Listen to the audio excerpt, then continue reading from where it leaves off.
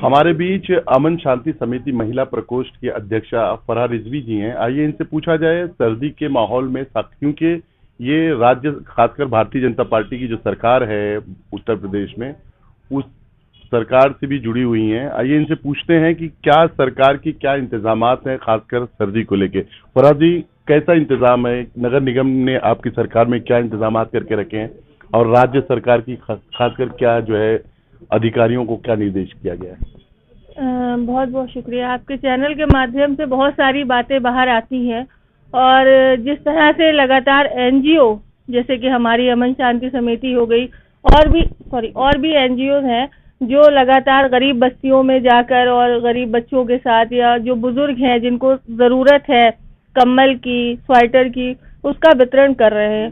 और सरकार की अगर मैं बात करूं तो जगह जगह पर रैन बसेरा बनाया गया है नगर निगम द्वारा और अलाव का इंतजाम किया गया है कि जो लोग रोड पर है उनको ठंड से बचाया जा सके।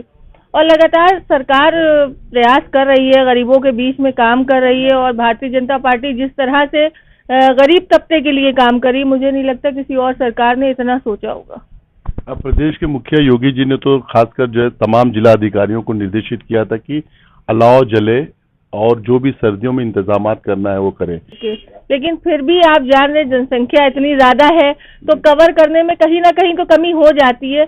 प्रयास हमारा आपका भी है कि हमारे आपके द्वारा जो सहयोग उनके लिए हो सके जो मजबूर हैं, जिनके पास चीजें मुहैया नहीं है ठंड से बचने के लिए, तो हमारे आपके द्वारा अगर उनकी मदद हो सकती है तो इसीलिए अमन शांति समिति पूरी टीम के साथ रोज रात में निकलती है और उन लोगों को कवर अप करती है जहां तक लोग नहीं पहुंच सकते। इसमें हमारे जनाब इमरान कुरैशी जी जो अमन शांति समिति के अध्यक्ष हैं, हमारे उपाध्यक्ष जी फुरकान जी, मुख्तार जी, इजराइल जी, अजमल जी, ये सब लोग साथ में काम कर रहे हैं और लगातार ये गरीब लोगों के बीच में जाकर किस तरीके से रात में ये कवर करते हैं और किस तरीके से बाइक पे जाकर देखना, लोगों को मदद करना उनकी। तो मैं बहुत खुशनसीब हूँ कि मैं इससे जुड़ी हुई हूँ और इन लोगों के साथ काम करने का सौभाग्य मुझे भी प्राप्त हुआ। गत वर्ष जो है आप लोगों ने काफी कुछ जो है खासकर गर्म कपड़े जो है आवंटित किए थे, बांटे थे राजधानी लखनऊ के गरीबों में। इस साल आपकी समिति जिस तरह से जो है लोग रातों में निकल रहे हैं और चिन्हित कर रहे हैं कि किनको ठंड लग रही है, उन तक मुहैया कर रहे हैं, इस तरह का कोई जो है आप कैंप आयोजित कर रही है आपकी संस्थान, खासकर अमन शांति संस्था? अमन शांति समिति द्वारा हर साल ही कपड़े वितरण का तो काम होता है और पिछली बार भी हुआ था। इसमें हमारे सरकार के राज्य मंत्री माननीय दानिश आजाद अंसारी जी भी यहाँ पर आए थे और उनके द्वारा भी उनके ही हाथों से कम्बल और स्वेटर वितरण का काम हुआ था।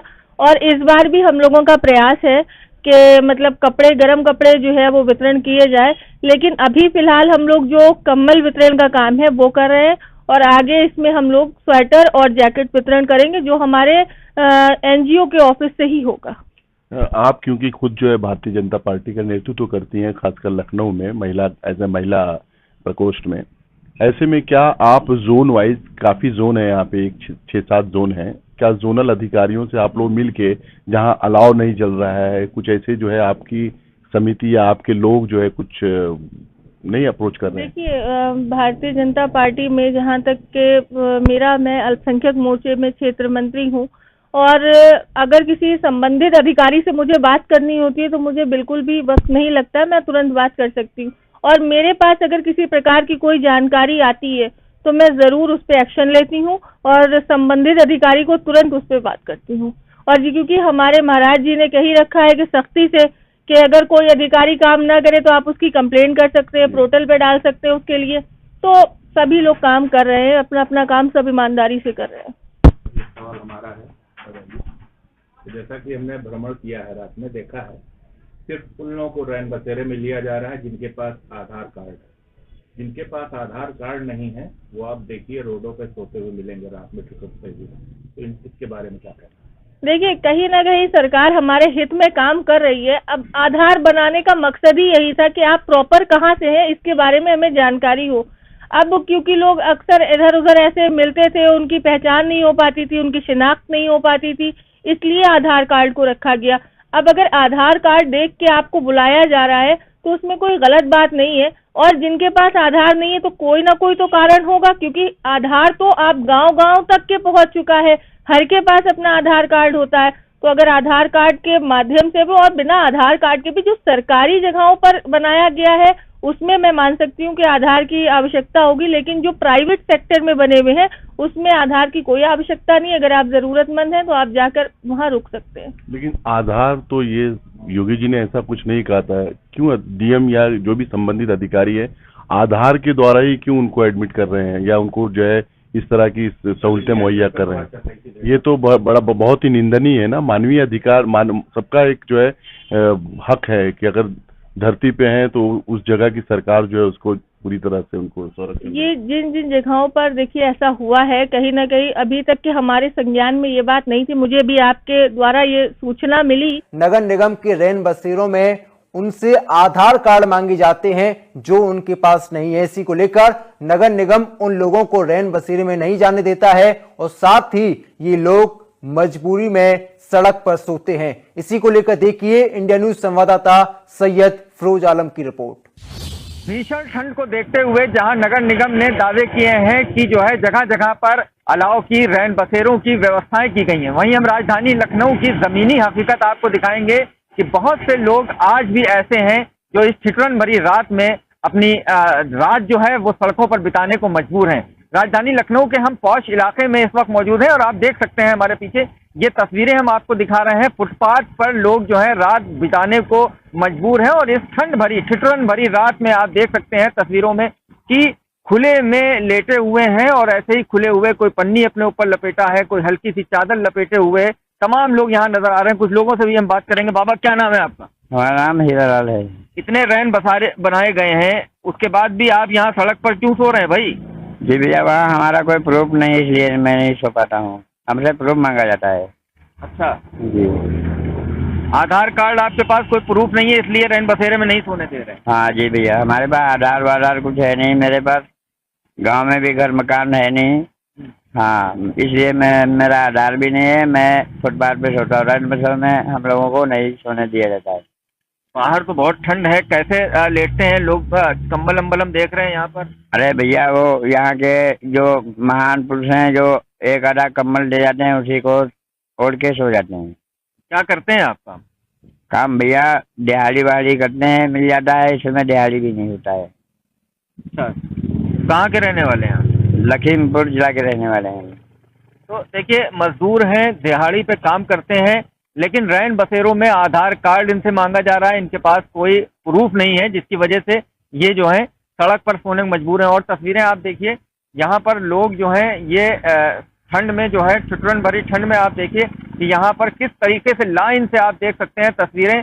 इतनी ठिठुरन भरी रात है लेकिन इस रात में भी ये लोग सड़कों पर सोने को मजबूर हैं। जहां नगर निगम दावे कर रहा है कि जगह जगह पर रैन बसेरों के इंतजाम किए गए हैं, जगह जगह पर अलाव की व्यवस्था की गई है, वहीं पर ये तस्वीरें आप देख सकते हैं राजधानी लखनऊ की कि जहां पर अलाव तो दूर, इन लोगों के पास सोने को सही से ओढ़ने को कंबल रजाई तक यहाँ के ऊपर नहीं है और अपनी रात जो है इसी खुली सड़क पर ये लोग बिता रहे हैं। सरकार लाख दावे कर रही है, लाख कोशिशें कर रही है, लगातार मंत्री जो हैं वो भी भ्रमण कर रहे हैं सड़कों पर, रैन बसेरों का जो है निरीक्षण कर रहे हैं, किसी तरह लोग जो हैं सड़कों पर ना सोने पाए। लेकिन उसके बाद भी हम आपको दिखा रहे हैं कि रैन बसेरों में आधार कार्ड मांगे जाने की वजह से बड़ी संख्या में बहुत से ऐसे लोग हैं जो रैन बसेरों में नहीं सो पा रहे हैं और फुटपाथ पर अपनी लाइफ जो है वो गुजारने को मजबूर है। आप तस्वीरें देख सकते हैं, हम आपको तस्वीरें दिखा रहे हैं, बड़ी संख्या में ये लोग जो हैं यहाँ के ऊपर अपनी रात जो है वो गुजार रहे हैं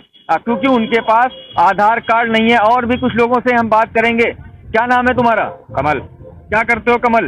दिहाड़ी करते हैं बाबू जी। तो यहाँ खुले में क्यों सो रहे हो? रैन बसेरे बनाए गए हैं सरकार की तरफ से, क्यों नहीं जा रहे हो? वहाँ आधार मांगा जाता है बाबू जी। अच्छा, तो आधार है नहीं तो कहाँ हम का जाए हम करेंगे। क्या नाम है तुम्हारा? हमारा नाम सूरज है। तो रैन बसेरे बनाए गए हैं सरकार की तरफ से, तो यहाँ फुटपाथ पे क्यों सो रहे हो? बाबू जी वो रैन बसेरे वो आधार कार्ड मांगता है, आधार कार्ड में सोने नहीं देता है। हाँ गए थे रैन बसेरा सोने के? हाँ गए थे। हाँ, फिर वहाँ नहीं सोने दिया, कह रहे बाहर सो जाओ। हम बाहर कहाँ सो जाएं? सामने आकर रोड पर सो गया। क्या काम करते हो? हम दिहाड़ी करता हूँ। दिहाड़ी करते हो? कहाँ के रहने वाले? हम भैया बनारस के रहने वाले हैं। किस तरह से हो रहा है और आधार, मैं मानती हूँ कि आधार जरूरी है, हर के पास होना चाहिए। किसी कारणवश अगर किसी के पास नहीं है और वो मदद चाह रहा है तो उसकी मदद करना चाहिए, उस वक्त में उसे छोड़ना नहीं चाहिए। अगर वो परेशान है तो बिल्कुल वहां पर जो लोग अवेलेबल है, जिनकी जिम्मेदारी है उस रैन बसेरे की, उस जगह की, उनको ये पूरा पूरा हक होना चाहिए कि वो उन लोगों की मदद कर सकें और उनको सुविधा दे सकें। ये हमारे बीच फरहा रिजवी जी थी, बड़ी बेबाकी से सभी प्रश्नों का उत्तर दे रही थी, खासकर अलाव को लेके और सरकारी इंतजामात को लेके, नगर निगम की जो इंतजामात है उनको लेके इनसे पूछा गया। और जिस तरह से हमारे मित्र ने भी आरोप लगाया कि खासकर राजधानी लखनऊ में इस तरह का जो प्रकरण है कि आधार बगैर उनको एडमिट नहीं किया गया, ये बहुत ही मतलब मानवीय दृष्टि से बहुत ही निंदनीय है। सरकार ने ऐसा कोई भी, चाहे हमारे प्रदेश के मुखिया योगी जी हों, चाहे राष्ट्र के मुखिया मोदी जी हों, इस तरह का कोई प्रावधान नहीं कि आधार बगैर आपको मानवीय सुविधा न मिले। मैं सैयद गुलाम हुसैन, लखनऊ से SB न्यूज लाइव के लिए।